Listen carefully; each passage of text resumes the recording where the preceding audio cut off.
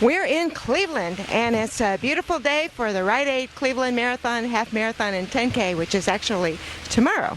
And with us here is Amby Burfoot, who's been speaking at the expo. And Amby, it's a kind of an interesting time for running.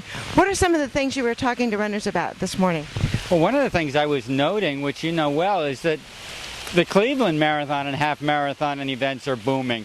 Cleveland hasn't always been the biggest and best city for American running and racing, but now Cleveland's on board too, and I think it's just fabulous that the numbers here have grown so substantially this year, and the sport is so healthy here and everywhere.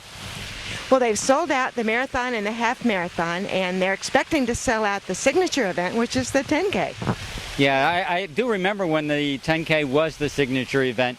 These days, I think pretty much the half marathon is carrying a lot of the load, and it's turned out to be a wonderful event for people. I mean, it was only a few years ago that we were saying, oh, nobody can sell a half marathon, it's only half of something important.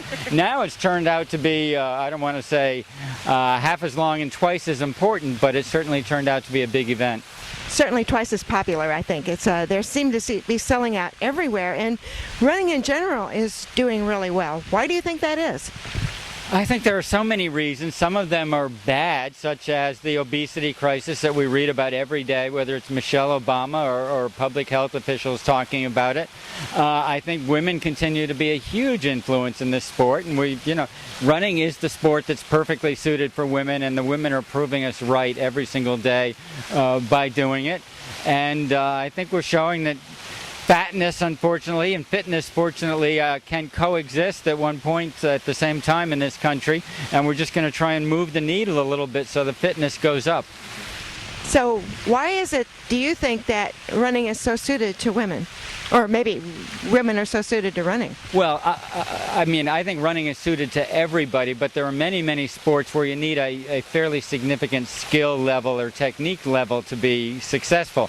I'm still trying to learn how to swim, but I sink, and if somebody tried to teach me another stroke, it would be way beyond me. Tennis, I still suck at tennis. Golf, all these technique sports are wonderful once you master them, but if you don't master them, they're full of frustration.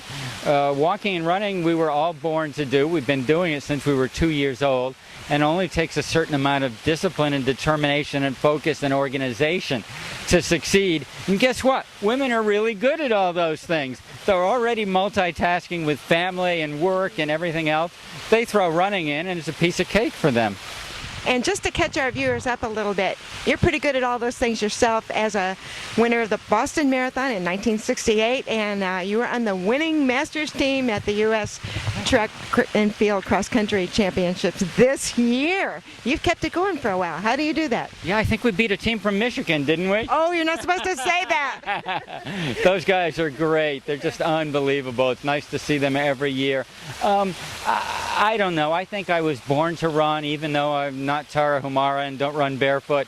My body has held up pretty well through the years. I enjoy it. My wife will just tell you simply I'm a fidgeter. I mean, I can't stand still. So I feel really good when I'm out there running, walking, doing all the simple aerobic sports. It's friendship, it's fitness, it's passion, it's belief in the message. You can't fake it. I think you have to be part of the game, and I'm enjoying being part of the game. Well, Amby, it's been fun seeing you being part of the game in a lot of different cities, and this is maybe the first time we've caught up with you in Cleveland, so enjoy Cleveland. Well, it's fun catching up with you wherever I see you. Thank you. You're welcome.